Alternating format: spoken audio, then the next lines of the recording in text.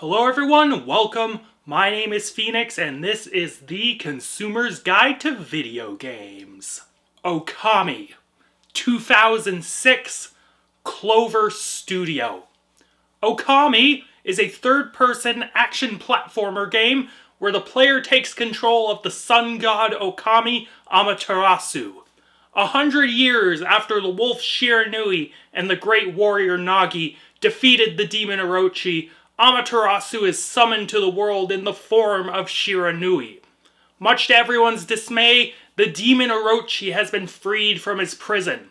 With darkness smothering the lands of Japan, it is up to Amaterasu and his tiny sidekick Isun to stop Orochi and free Japan from the demon's infernal grasp. A game I had heard nothing but magical things about, and having finally played it for myself, I definitely understand why this game is lauded as much as it is. It is a one-of-a-kind gaming experience. I have only two problems with this game. Calm down. Hear me out. The first, and this is really the only major one I have with this game, is that this game is kinda easy. As I will allude to later, the combat mechanics in this game are not at fault for this. The problem lies in the difficulty balancing. Enemies aren't that aggressive, and simply hacking at them till they die is the foremost strategy to use, which isn't much of a strategy at all. Even when enemies and boss battles require you to use all of your abilities, it doesn't take much to bring your foes down. I shit you not, I did not die once during my playthrough of this game. If I did die at all, I died doing some of the platforming, but no enemy ever defeated me in combat. Like, if this game had a harder difficulty setting, or was similar in difficulty to a Souls game, I wouldn't be complaining about this at all. Like, really. The other problem I have, which is less detrimental to the game, is that the pacing of the story is a little wonky. When you defeat Orochi for the first time, it genuinely feels like an endgame situation, a finale to the third act. Everything after this point feels like DLC to me. Similar to Doom Eternal's The Ancient Gods, everything after the first Orochi boss feels like an addendum to the story. It feels like a fourth act instead of a third. I'm not saying anything in this so-called fourth act is bad, and it definitely earns its keep at the end in terms of emotional weight. But it's almost as if I should be reviewing the post-round 1 Orochi content as a separate game. I don't know, that's just me. Okay, so let's stop bagging on this thing and talk about why this game is fucking awesome. What a player will be drawn to immediately is the art style. As this game's gimmick is calligraphy, the graphics are done in the style of Oriental ink painting. The character models and environments are all shaded and colored in unique and vibrant manners. One of my favorite visual touches is when Amaterasu moves around, vibrant colors and flowers bloom behind him. It's a brilliant way to contrast his presence with the darkened world.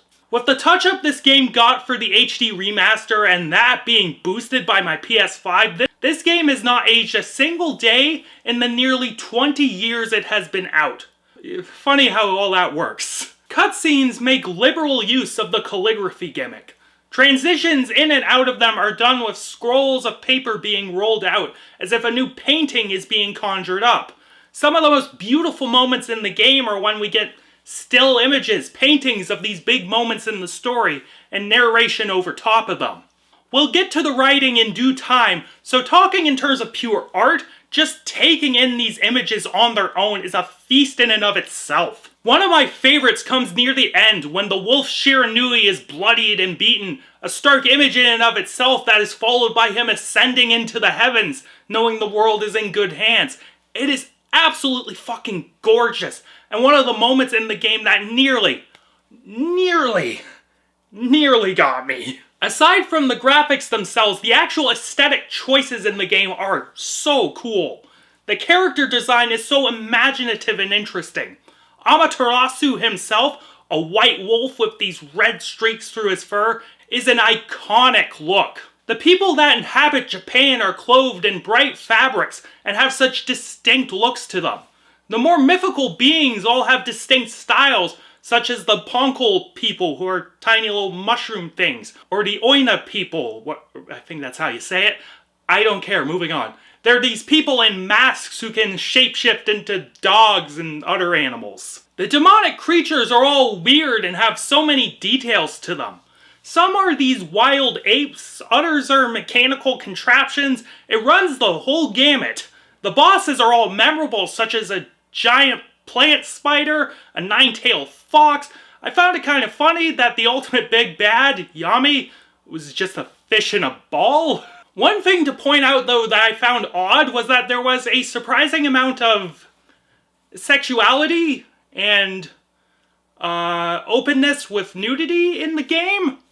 I really wasn't prepared for the amount of cleavage and bums that were shown. The Wood Sprite character was very scantily clad, and it was a bit much for such a light game. There were also constant jokes about one girl and her gigantic tits, and again, I wasn't prepared for that to be a running gag. I suppose this is a T-rated game, and you can maybe get away with some things here and there, but you know, I guess I wasn't expecting it considering the tone it was going for. The score is a close second behind the visual style in terms of my adoration for it. Some of the most beautiful music ever composed for a video game. This arrangement blends Eastern and Western instrumentation in incredible ways. Pan flutes, booming drums, horns, Eastern and Western string instruments, all used to create an epic, bombastic, and enveloping set of pieces. The compositions are chock full of memorable moments, and every piece is an absolute banger.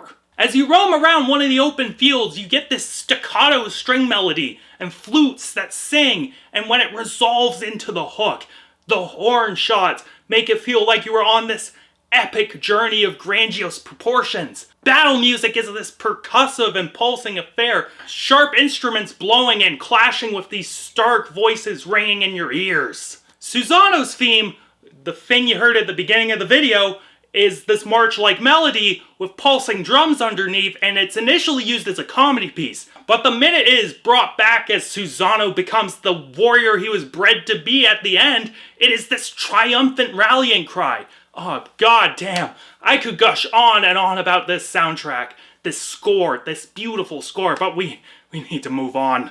Despite my gripes with the pacing, I think the script for this game is something to praise. It's simplistic in nature, but that simplicity is quite purposeful.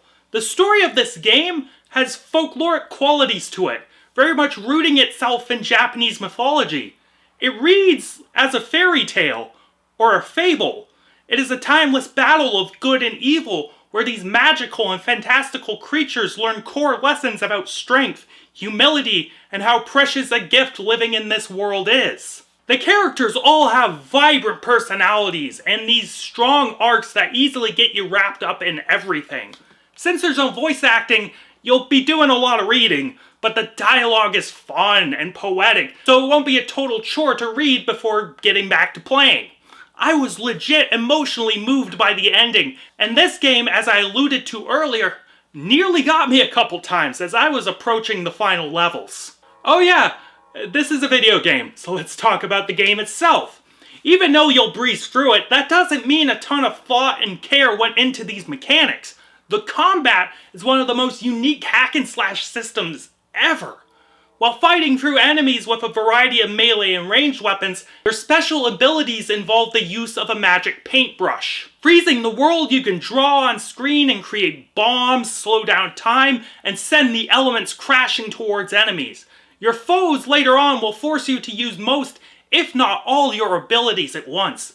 While they are no match for you, you need to know what tools to use and when to make even quicker work of your foes. The levels all feature puzzles that require the use of your magic calligraphy abilities. One such level is a boat near the end where, due to the rising and lowering tide, the time of day affects the water level in the boat. There are physics puzzles throughout it that require you to traverse the boat either at day or night to find the pieces you need to complete it. Not only is this particular level intricate, but all the levels have sprawling puzzles and layouts. The puzzles and platforming are really the only challenging part of the game. And in order to get through these, you gotta be observant, know what powers you need, and use them in the right way. So yeah, when people cite Okami as an example of video games being a legitimate art form, I totally understand it now. Even though it is an easy breezy experience, and the story takes a little too long to get to the point near the end, I nonetheless fell in love with it. A rare work that is truly one of one. Okami's calligraphy and oriental painting-based combat and art, coupled with a simple yet highly effective story, cements this as one of my favorite games, and one that has earned its place as a landmark for the medium. If you haven't played it, definitely give this a go at least once. Highly, highly recommended. And I am feeling a 9.5 out of 10 on this one. I really wish I could give it a 10. I really wish I could give it a 10, but those just couple little things, just hold it back from like true greatness and immortality. Classics month is done. Catch you later, guys.